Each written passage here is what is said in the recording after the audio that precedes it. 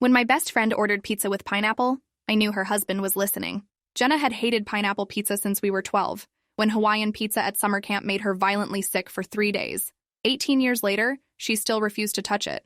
So when she called Friday evening suggesting we order from Romano's and specifically requested extra pineapple on her half, my entire body went cold. I asked her to repeat that, pretending I'd misheard. She said it again, her voice too bright, too cheerful, the way you sound when someone's listening. Extra pineapple, she repeated, and maybe some jalapenos too. The jalapenos were normal. The pineapple was a warning. I told her 7 sounded great and asked what time Derek would be home. She said 8, so we'd have time to catch up first. The way she emphasized his schedule felt deliberate, like she was giving me information to decode. I hung up and pulled out my old photo album, flipping to summer camp pictures. There we were at 12, making vomiting faces at a pizza box. Jenna had written in silver marker across the bottom, "Death to pineapple pizza." I took a picture and sent it to her with a question mark. 3 dots appeared, then disappeared, then appeared again. Her response came through, "LOL, can't believe I used to be so dramatic. People change." But Jenna didn't change about food. She still ordered her coffee the same way since college. She still refused cilantro because it tasted like soap. She didn't randomly start liking something that had made her sick. I spent the next hour trying to figure out what the pineapple meant. We'd never established a code word or signal, never discussed what to do if one of us was in danger. But we'd been best friends for so long that we had shorthand for everything. The pineapple thing wasn't a joke, though. It was a universally known fact about Jenna, which meant if she was deliberately saying the opposite of what was true, she was signaling something. I thought about the last few months, how Jenna had been pulling away gradually. Canceled plans, shorter phone calls, always with plausible excuses about Derek's work schedule or home renovations. I'd attributed it to normal life stuff, to the way friendships shift when people get married. But now I was remembering smaller things I'd dismissed. The weight loss, her face looking drawn in photos she rarely posted anymore. The time I'd dropped by unannounced 2 months ago and Derek had answered the door, saying Jenna was napping and couldn't be disturbed. The fact that she'd stopped coming to book club without explanation. I pulled up her Instagram and scrolled through recent posts. Everything was couple photos. Her and Derek at restaurants or his company events. In every picture, his arm was around her. She was smiling, but I zoomed in on her eyes. The smile didn't reach them. They looked flat, empty. I called my sister Lauren, who was a family therapist. I explained the pineapple situation as calmly as I could, trying not to sound hysterical. Lauren listened without interrupting and asked careful questions. Had I noticed any bruises? Had Jenna mentioned feeling afraid? Had Derek displayed aggressive behavior? I answered no to all of them, feeling increasingly foolish. But Lauren's voice stayed serious. She told me coercive control doesn't always leave visible marks, that isolation was often the first sign, and that if my instinct was screaming something was wrong, I needed to trust it. She suggested I go to dinner but stay alert, watch how Derek interacted with Jenna, look for signs of him monitoring or controlling her. I arrived at Jenna's house at exactly 7. Carrying wine and trying to look casual.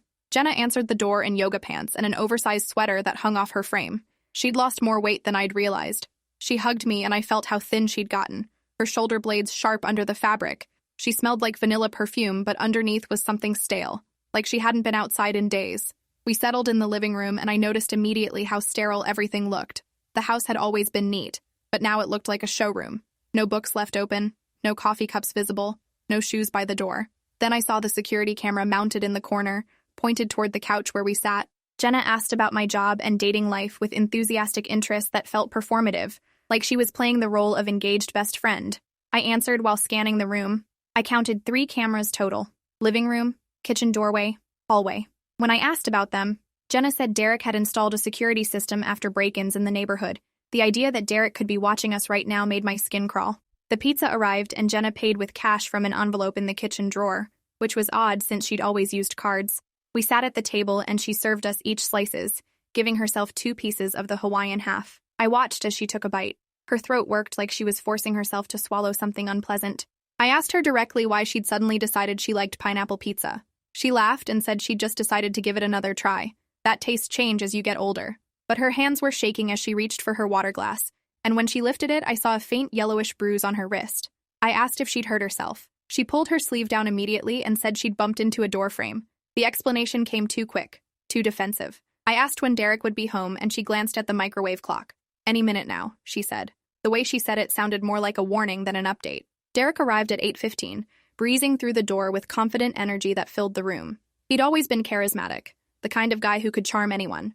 Handsome, tall, athletic, Good job as a financial analyst. He kissed Jenna's cheek and clapped me on the shoulder, asking how I'd been and apologizing for being late. He grabbed a beer and joined us, taking a slice from Jenna's side without asking. The pineapple one. I watched how Jenna watched him, how her entire posture changed when he entered. She sat straighter, smiled more, became more animated. But it wasn't natural animation. It was forced energy, like someone performing. Derek asked what we'd been talking about, and Jenna immediately recapped our entire conversation, like giving him a report. He nodded while looking at his phone, making non-committal sounds. When she finished, he looked up and smiled, reaching over to squeeze her hand. I noticed she flinched slightly before composing her face into a pleased expression. Derek dominated conversation for the next hour, talking about his work and a promotion he was up for, about a new car he was considering. Jenna chimed in occasionally, but always agreeing with him, never offering a contradictory opinion even when he said things I knew she disagreed with. When I brought up a concert Jenna and I had mentioned, Derek immediately said that wouldn't work with her schedule, that she'd been so busy. She nodded along, not looking at me. Around 9:30, Derek suggested it was getting late, that Jenna needed to get to bed since she had an early morning. I looked at Jenna confused because she'd never been early to bed, had always been a night owl. But she immediately stood and started clearing plates, agreeing she was tired. Derek walked me to the door while Jenna was in the kitchen, his hand on my shoulder. He said how good it was to see me, that we should do this more often, but everyone was so busy these days. His tone was warm, but his eyes were flat, assessing. I had the distinct impression I was being dismissed and warned simultaneously. I hugged Jenna goodbye and whispered that I loved her. I felt her tense before she whispered back that she loved me too. I sat in my car staring at their house with its cheerful porch light and neat landscaping. The pineapple pizza was a signal, I was certain now, but I didn't know what Jenna wanted me to do. I couldn't call police and report that my friend ate food she didn't like. I couldn't confront Derek because that might put Jenna in more danger. I texted Jenna that I'd had a great time. 3 dots appeared immediately, then disappeared. I waited 5 minutes, then 10, then 15. No response came. The next morning I called and got voicemail. I left a casual message about coffee this week. By noon she hadn't called back. I tried again. Voicemail. I sent a text asking about lunch Monday. This time I got a response within minutes. A thumbs up emoji and nothing else. Jenna never used just emojis. She always wrote full sentences. I stared at that thumbs up and knew Derek had her phone. I spent the weekend researching coercive control and domestic abuse, reading articles about isolation tactics and monitoring behavior, about how abusers present as charming to the outside world. Everything matched what I'd observed. The cameras, the weight loss, the personality change in Derek's presence. I called the domestic violence hotline and talked to an advocate who explained the most dangerous time for a victim was when they tried to leave, that I needed to be careful not to escalate by confronting Derek directly. She suggested I maintain contact with Jenna, keep communication open, let her know I was there when she was ready. But she warned that Jenna might not be ready yet, that victims often went back multiple times before leaving for good. Monday came and I texted about lunch. She responded with a thumbs down and sad face emoji. I called immediately. She answered on the first ring, voice too bright again. She said she couldn't do lunch because Derek needed her to run errands, but maybe next week. I heard him in the background asking who was on the phone. She told him it was me, asking about lunch. His voice muffled but audible. Something about how clingy I was being. Jenna laughed, that fake laugh, and agreed we'd just seen each other Friday. I told her I just wanted to make sure she was okay, putting emphasis on those words. There was a pause before she said, "Of course she was okay. Why wouldn't she be?" I decided I needed someone with more authority, someone Derek couldn't brush off. I called Jenna's mother Louise in Arizona. I explained my concerns carefully. The pineapple pizza, the weight loss, the isolation, how Derek controlled conversation and Jenna's schedule. Louise sighed heavily. She'd had concerns for a while now. Jenna had stopped calling regularly, and when Louise called, Derek often answered saying Jenna was busy. Louise had visited 2 months ago and noticed the same things, but when she'd tried to talk to Jenna about it, Jenna got defensive. Derek had been right there in the room. Louise felt unable to say what she wanted to say. Louise and I strategized like planning a military operation. She would call Jenna and insist she visit for a week, frame it as needing help with projects and wanting mother-daughter time. If Derek objected, Louise would be firm, using her authority as Jenna's mother. Louise called that evening, and an hour later called me back with defeat in her voice. Jenna said she couldn't possibly get away, too much going on with Derek's schedule and home renovations. Louise said Derek had been on the call too. She could hear him prompting Jenna's responses. I realized I needed something more direct, something forcing conversation without Derek present. I remembered Jenna's company had an on-site gym where she used to go during lunch. I looked up her company address and decided to show up, hoping to catch her without Derek knowing. Wednesday at noon, I parked outside her office building and waited. 20 minutes later, I saw her walking out with a coworker, both in business casual. I got out and called her name, waving like I'd happened to be in the neighborhood. Jenna's face went through several expressions: surprise, fear, forced happiness.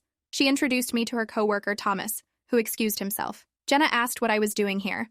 I lied about having a meeting nearby. She glanced around nervously, like expecting Derek to materialize, and said she had 30 minutes, but sure, there was a cafe across the street. Sitting across from her with the lunch crowd buzzing around us and no cameras present, I asked directly what was going on. I told her about the pineapple pizza, how I knew she hated it, how I was worried.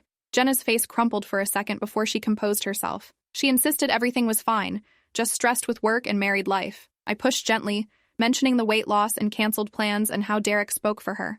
Her hands shook holding her coffee cup. She set it down and said Derek just cared about her, that he worried when she was running around seeing friends, that priorities shift when you get married. I reached across and took her hand, looking directly in her eyes. I told her I would help her leave if that's what she needed, that she could stay with me, that I'd support her through whatever came next. Jenna pulled her hand back like I'd burned her, looking around frantically. She said I was being dramatic, that Derek was a good husband and she was lucky, but her eyes filled with tears even as she said it. One escaped down her cheek before she wiped it away angrily. She stood abruptly, saying she needed to get back. I followed her out and grabbed her arm before she could leave. I told her I knew about the pineapple, that I understood she'd been trying to tell me something, that I wasn't giving up on her. Jenna went completely white. She whispered that I needed to stop, that I was making things worse, that Derek would be furious if he knew I was harassing her at work. I said Derek didn't control who she talked to. She laughed bitterly, saying I didn't understand. Derek had installed tracking apps on her phone, monitored all her texts and emails and social media, knew everywhere she went through GPS. She said if she tried to leave, he'd make sure she lost everything: her job, her family, her reputation. He'd threatened to send manipulated photos to her employer, to file false police reports, to ruin her completely. She said all this in a rushed whisper, glancing around constantly, then pulled away and walked quickly back to her building.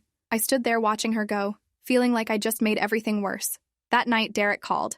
His voice was friendly but with steel underneath. He'd heard I'd shown up at Jenna's work, that she'd been upset when she got home. He suggested maybe I was going through something difficult and projecting onto their marriage, that perhaps I was jealous of their happiness. I kept my voice level, saying I was just concerned about my friend who seemed different. Derek laughed and said, people change when they get married, become more mature, that maybe I was having trouble accepting Jenna had moved on. He said it kindly, but the threat was clear: back off. I hung up shaking with rage and texted Jenna that I was sorry if I'd upset her. For 2 weeks, I didn't hear from Jenna at all. Texts went unanswered. Calls went to voicemail. I drove by her house and saw her car but got no answer when I knocked. Louise called every few days confirming Jenna wasn't returning her calls either.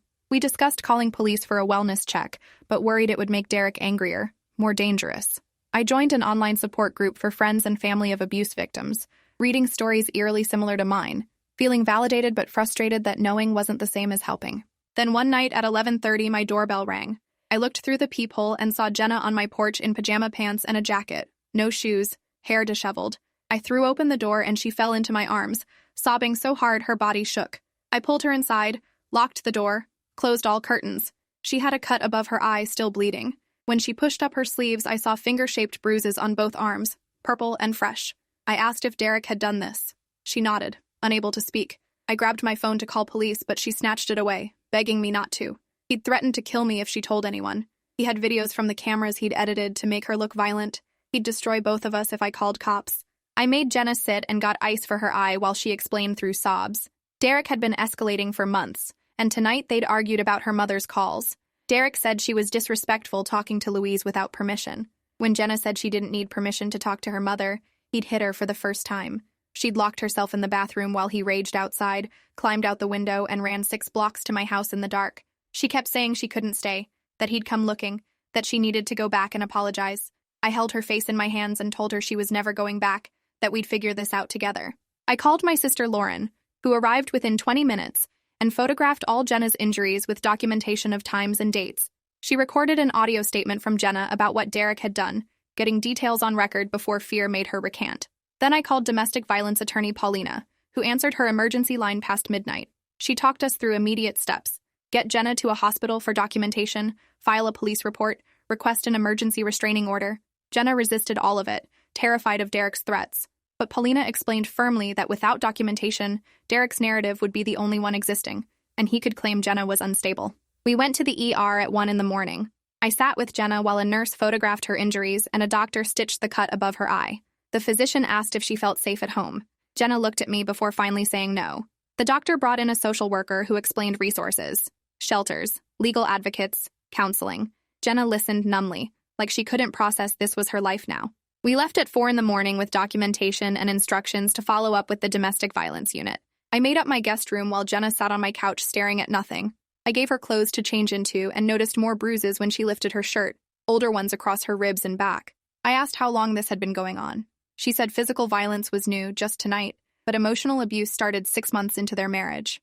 Derek had gradually isolated her, monitoring constantly, controlling her finances and schedule and every move. She said she'd tried to tell me with the pineapple pizza, had hoped I'd understand without Derek knowing. She'd been terrified of what he'd do if he found out she was reaching out. The next morning, I called in sick and took Jenna to the police station. The detective was patient and thorough, asking detailed questions about abuse history and threats. Jenna showed him texts that seemed loving but revealed control, messages about who she could see and when, questions about where she was, comments about her weight and clothes. The detective explained these messages, combined with medical documentation and Jenna's statement, were enough to arrest Derek and charge him with domestic assault. Jenna cried, torn between relief and terror about what happened when Derek found out. Derek was arrested at his office that afternoon. Paulina called to let us know he'd been calm and cooperative, playing confused innocent husband. He'd immediately lawyered up and made bail within hours, which meant Jenna needed to stay somewhere he couldn't find her. Paulina had filed for the emergency restraining order, granted based on medical evidence, but warned that paper didn't stop determined abusers. I upgraded my locks and installed a security camera on my door. Lauren came to stay for extra support and safety. The next weeks were a blur of legal proceedings and fear. Derek's lawyer painted Jenna as mentally unstable, pointing to her weight loss and isolation as evidence of mental illness rather than abuse. They claimed Derek was the victim of a vindictive wife who'd attacked him then fled. They produced emails where Jenna apologized for being difficult, using her words against her. Paulina countered with documented injuries, controlling behavior evidenced through texts, and the tracking apps Derek installed without Jenna's knowledge. The judge extended the restraining order and set a court date. Derek violated the order twice in the first month. Once showing up at my building at 3 in the morning, banging on the door yelling he just wanted to talk to his wife. I called police and he left before they arrived, but security footage caught him clearly. The second time he created a fake social media account and sent Jenna dozens of messages begging her to come back, mixed with threats. Each violation resulted in additional charges and stricter bail conditions, but he seemed convinced he could charm or threaten his way back into control. Jenna started therapy with a counselor specializing in domestic violence recovery. I watched her slowly come back to herself. The performative cheerfulness faded, and she began expressing opinions again.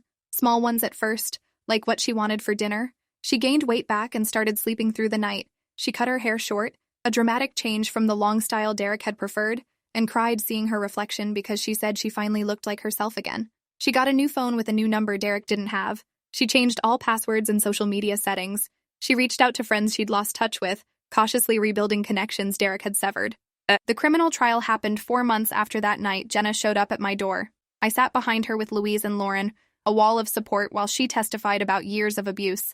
Derek sat at the defense table looking wounded and confused, playing victim convincingly. His lawyer tried discrediting Jenna by pointing out she'd stayed 2 years, suggesting if things were really bad, she would have left sooner. Paulina countered with expert testimony about why victims stay, about the cycle of abuse and dangers of leaving. The jury deliberated 6 hours before finding Derek guilty of domestic assault and violating a restraining order. He was sentenced to 18 months in jail, followed by 3 years probation and mandatory anger management. Jenna filed for divorce while Derek was in jail. It was finalized without him contesting.